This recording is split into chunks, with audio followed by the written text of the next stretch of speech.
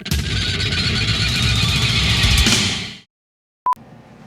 everyone, Miss Lagsalad here for Whack Magazine. I am in the lovely, beautiful Chelsea office of Jincey Lumpkin, Esquire, and we're going to have a little conversation for your benefit today. So, Jincey, Yes. will you tell our viewers/readers a little bit about yourself and what you do so that Sure. we are starting on the same Sure. foot? Well, I'm Jincey Lumpkin, Esquire, and I am the Chief Sexy Officer of Juicy Pink Box. As she said, you're here today in the headquarters, and I'm happy to have you all come in and check it out. Juicy Pink Box is a lesbian porn company, and we make cinematic lesbian porn. We kind of glamorize lesbian sex by showing lesbians in a chic way, as opposed to a lot of other mainstream porn, which I'm sure we'll talk about. But that's a little bit about the company. We have a website, juicypinkbox.com. It's a subscription based. It's $25 a month or $5 for a 3-day trial membership. And we're actually getting ready to expand the company, and you're going to have DVD offerings in a couple of months. So Excellent. Yeah. By the way, totally worth the $5 3-day trial if you're uncertain. Okay, well, I wanted to go into your background a little bit. Yeah. You started out your professional career as a fashion lawyer. I did. And before I read that, I didn't even think about the idea that there were lawyers in fashion. Yeah. What does that entail? Like, what do you do as a fashion lawyer? It's basically like entertainment law, except you have a specific group of people that you work with in the fashion industry. So, clients that I have who still want to call me their lawyer, even though I don't practice law anymore, designers, photographers, models, people like that. So it's contracts law, business law, but with issues that are specific to the fashion industry.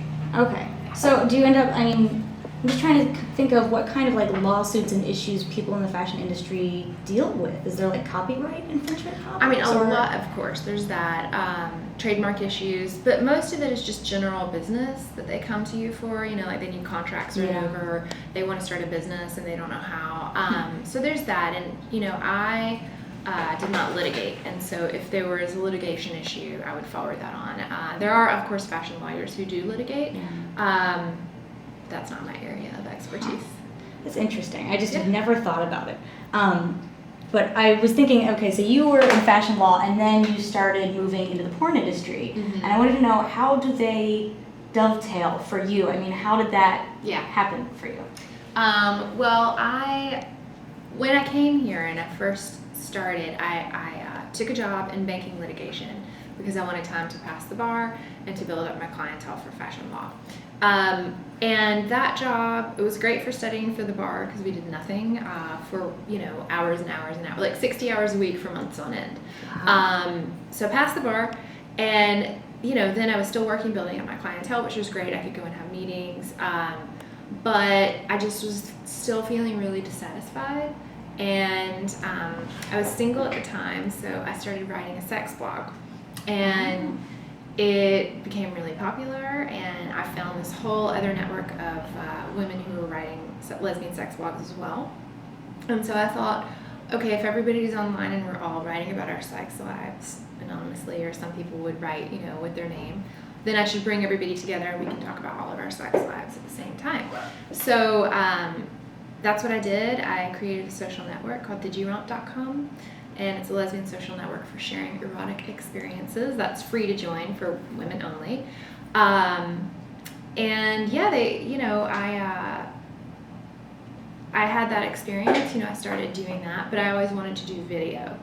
And I was a lawyer. I didn't know any. I never, made a video. A couple student films in college, but I didn't know anybody in the porn industry. I did not know a single porn star or film person at all. But when I made the social network, all the porn stars started joining because their fan base was there. Oh. And so I was able to kind of bridge the gap for me and say oh, hey, I've heard of you and I've seen your movies, but let's talk. Exactly. And so that was around August of 2008. Digiromp exploded so quickly that I actually couldn't work my normal job anymore. And at that point, I had already gotten an investor, so I was able to take the leap of faith and really just leave and focus on this full time. And then I started in the beginning of 2009, pre-production on Taxi, and spent a lot of time developing that because it was my first series and I didn't know what the hell I was doing.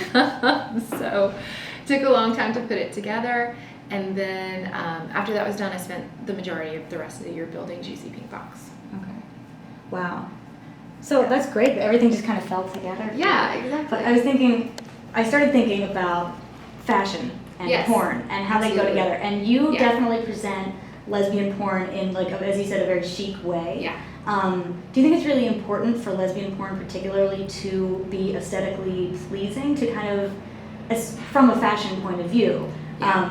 to kind of get people out of the idea that lesbians are either this kind of weird fake-looking thing Yeah. that happens in mainstream porn versus like Birkenstocks and flannel shirts? Right.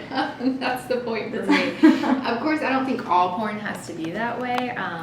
That's certainly my aesthetic and my approach to the work. And I do think it's important for me, and that's kind of, exactly like you said, where I come from. This approach of presenting lesbian sex in a glamorous and chic way, as opposed to, like you said, fake nails and like long blonde hair. Nobody looks like that, really. And also this other idea. There's a lot of other lesbian porn that's out there, and more recently, like a lot of stuff coming out of San Francisco with the dyke porn movement. But their emphasis is really on just like total realness, so there really isn't much thought given to the aesthetics of it. So you have such like a lot of disco bush going on down there, and I'm not a fan of like let's wax it all off like they do in mainstream porn. But that's just one kind of example. I feel like for my stuff, I just want it to be an elevated experience. Yeah, so you want it to be, like you said, cinematic. Exactly. Instead of super real. Yeah. Yeah. Yeah. Or super fake. Right. I think that, and that I know is something that we're going to talk about. Obviously, the conditions are that you're having sex on camera, but I do try the best I can to capture real reactions from the women, and I do encourage them to, I first of all talk to them and ask them what they're comfortable with, and we decide together what the boundaries of the scene are going to be, and then I sort of let them do what they want to do, and then capture it in a way that's beautiful. And that's, I guess that could be argued that it's not real, but I feel like it's certainly more real than a lot of mainstream porn where they're like shouting in between takes, okay, now open up her pussy bigger, so we can see like her lips. And take your giant acrylic nails Exactly. and put them in there. Like, Yeah, oh God, totally. that terrifies me. Yeah, I can't I know. stand watching that.